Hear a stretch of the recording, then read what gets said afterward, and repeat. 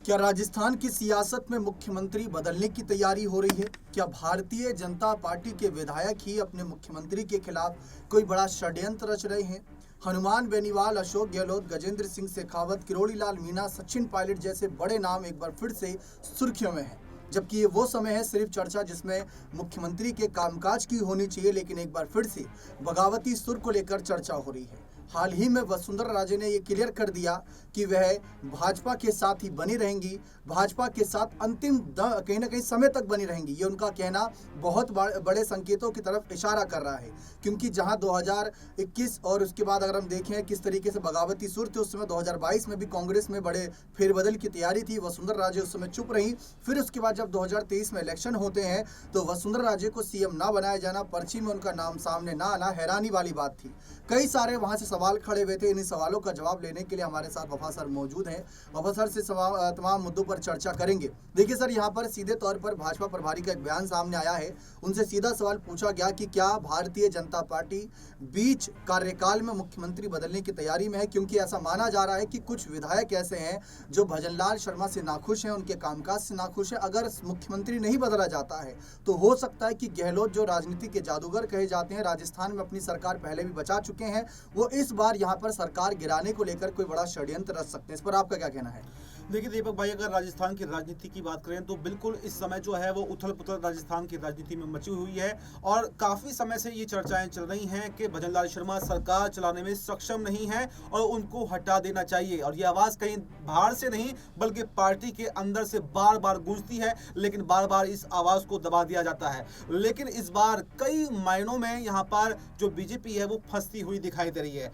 आपको याद होगा कुछ समय पहले किरोड़ी लाल मीणा ने भी भजनलाल शर्मा के खिलाफ जो है पूरी बगावती तेवर दिखाए थे, लेकिन तब भी मामला शांत करवा दिया गया था। उनको कारण बताओ नोटिस दिया गया था कि आखिर आप पार्टी की गतिविधियों से अलग क्यों जा रहे हैं। लेकिन इस बार अगर कोई और है तो वो वसुंधरा राजे हैं, जो सबसे बड़ी किंग मेकर अब राजस्थान की राजनीति की बन चुकी हैं। और उनका ये बयान कि मैं बीजेपी में रहूंगी, मैं कहीं नहीं जाऊंगी, इस बयान के कई मायने यहाँ पर निकलते हैं। वो वसुंधरा राजे जो 2023 के नतीजे आने के बाद में मुख्यमंत्री न बनाए जाने से नाराज थी और अपने आवाज पर विधायकों को जमा कर लिया था।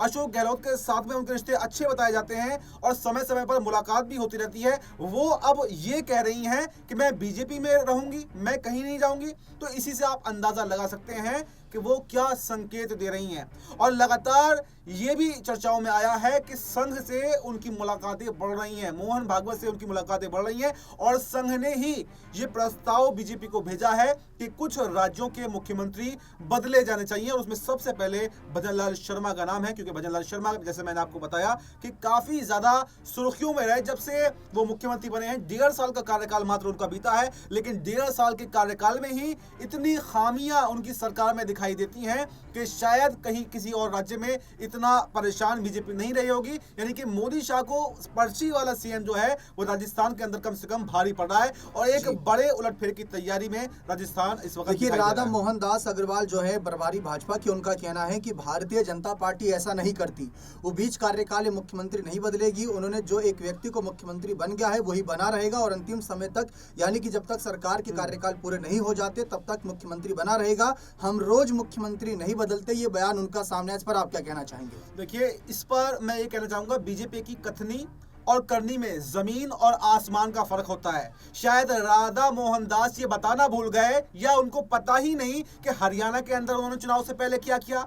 इससे पहले जो उत्तराखंड का पिछला कार्यकाल था उसमें 3-3 सीएम आखिर क्यों बदलने पड़े। इससे पहले आपने मध्य प्रदेश के अंदर क्यों सीएम बदला, आपने कई सारे जगहों पर सीएम बदले हैं, ये शायद उनको याद नहीं रहा। ये इसलिए मैं कह रहा हूं कि बीजेपी की कथनी और करनी में बहुत ज्यादा फर्क है, जमीन आसमान का फर्क है। वो उनको पास जब कोई ऑप्शन नहीं मिलता, कोई बात उनको नहीं मिलती, तो वो गुमराह करने का काम करते हैं। और मैं उनके इस बयान को बिल्कुल गुमराही वाला बयान मानता हूं कि लोगों को गुमराह करने के लिए ये बात कही जा रही है, क्योंकि ये कोई भी स्वीकार नहीं करेगा कि जो पर्ची वाला सीएम बनाया गया था बाकायदा सोच समझकर, वो उनका विफल हो गया। वो विफल होने के बाद में अब अपनी नाकामी कैसे स्वीकार करें, ये उनको हजम नहीं हो पा रहा है। इसलिए उलटफेर करेंगे, एकदम से उलटफेर होगा। इस पर चिंतन मंथन का दौर जो है वो लगातार जारी है और ये देखना अब काफी दिलचस्प है कि क्या जी। वसुंधरा राजे को कमान मिलती है या वसुंधरा राजे को 2023 की तरह एक बार फिर से झटका दे दिया जा सकता है। और एक सवाल जी। यहाँ पर यह भी बनता जी। है कि अगर वसुंधरा राजे को अब के भी कमान नहीं मिलती है और अब के वापस से झटका मिलता है तो क्या वसुंधरा राजे अशोक गहलोत के साथ में जा सकती हैं? क्योंकि अशोक गहलोत भी लगातार इन बात का प्रयास कर रहे हैं कि कैसे बीजेपी के विधायकों को तोड़ा जाए। और आपको याद होगा हनुमान बेनीवाल ने क्या कहा है, यहाँ पर वो भी कम से कम बीजेपी के विधायक तोड़ने के समर्थन में है। उन्होंने कहा कि अगर बीजेपी के कुछ विधायक हमारे साथ में आ जाएं तो हम सत्ता परिवर्तन के लिए तैयार हैं। यानी कि सारे के सारे समीकरणों को आप राजस्थान के अंदर उठा करके देखें तो वो इस वक्त बीजेपी के खिलाफ जा रहे हैं और वहीं कहीं ना कहीं अगर बीजेपी के विधायक टूटते हैं तो कांग्रेस की सत्ता में वापसी राजस्थान के अंदर हो सकती है। इसी पर एक अगर आपको जानकारी दूं तो कांग्रेस के प्रदेश अध्यक्ष गोविंद सिंह डोटासरा ने कहा था कि राजस्थान में कहीं ना कहीं राष्ट्रपति शासन जैसे हालात है। इतने बड़े शब्दों का प्रयोग उनके द्वारा किया गया तो जरूर कोई ना कहीं मायने निकाले गए। और हमने एक और नज़ारा देखा था 11 जून का, वो दिन बड़ा ऐतिहासिक बन गया जब गहलोत और पायलट एक साथ नजर आए। कांग्रेस जो एकजुटता दिखा रही है, जहां पायलट गहलोत जैसे नेता जो कभी साथ नजर नहीं आते, तो चुनाव के वक्त साथ नजर नहीं आए, उनका साथ नजर आना भी क्या संकेत देता है वफा सर?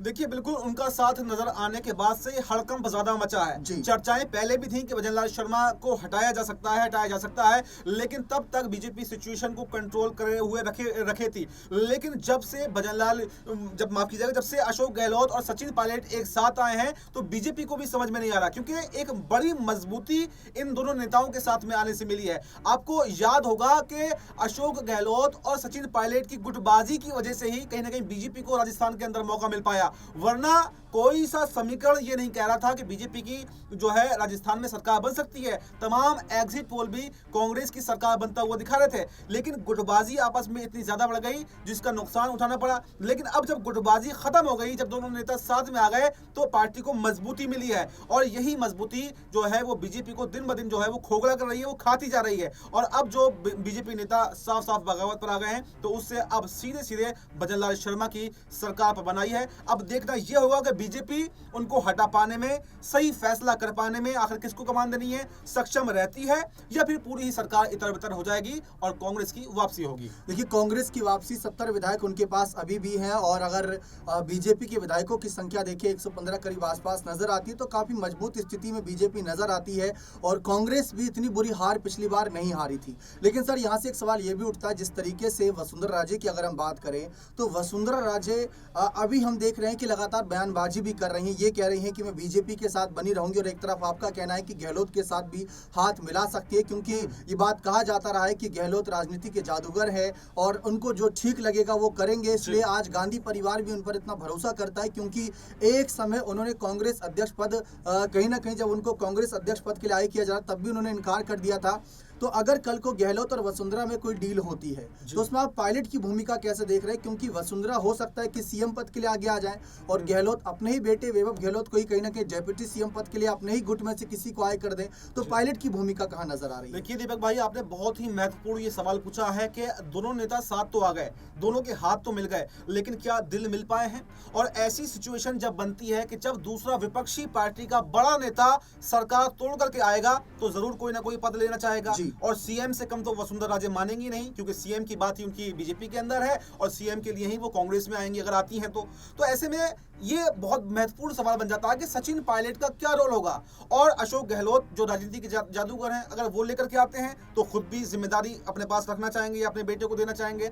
तो बिल्कुल ऐसी सिचुएशन अगर बनती है तो एक बार फिर से या तो सचिन पायलट को कॉम्प्रोमाइज करना पड़ेगा, कोई 2 डिप्टी सीएम भी बन सकते हैं, वसुंधरा राजे के साथ में वैभव गहलोत और सचिन पायलट दोनों डिप्टी सीएम बन सकते हैं। जिससे जो नाराजगी थी सचिन पायलट की वो ये थी कि अशोक गहलोत को आप आगे बढ़ा रहे हैं जबकि उन्हें पीछे हटा रहे हैं। लेकिन इस बार अशोक गहलोत और सचिन पायलट एक बराबरी में आ जाएंगे और क्योंकि विपक्ष की सरकार है तो यहां पर कॉम्प्रोमाइज करना आसान है। जब अपनी सरकार बनती है, आपकी मेहनत होती है, आपने अपने खून पसीने से उसको सींचा होता है, तब आप बड़े पद की लालसा रखते हैं। लेकिन जब आपको मिली मिलाई कमाई मिल रही होती है तब कंपनी में ही कॉम्प्रोमाइज करना पड़ता है। तो मेरा मानना यह है कि अगर वसुंधरा वसुंधरा राजे कांग्रेस के साथ में आती हैं तो सीएम कांग्रेस मतलब वसुंधरा राजे होंगी और वैभव गहलोत और सचिन पायलट दोनों डिप्टी सीएम हो सकते जी हैं। बहुत बहुत शुक्रिया तमाम सवालात और जवाब के लिए। यहाँ पर जितने भी आपने तथ्य बताए बहुत ही महत्वपूर्ण है हमारे दर्शकों के लिए। अब देखना दिलचस्प रहेगा कि क्या सचमुच भजनलाल सरकार यानी भजनलाल को बदलने की तैयारी हो रही है, षड्यंत्र रचा जा रहा है। हो सकता है कि बीजेपी को जब नया अध्यक्ष मिले तो राजस्थान को भी वसुंधरा के रूप में नए मुख्यमंत्री या यूं कहे कि वापसी वसुंधरा की हो या फिर कोई बड़ा बदलाव के संकेत मिल रहे हैं, लेकिन वो मोहर लगते हैं या नहीं देखना दिलचस्प रहेगा। बने रहे चैनल के साथ, बहुत बहुत शुक्रिया।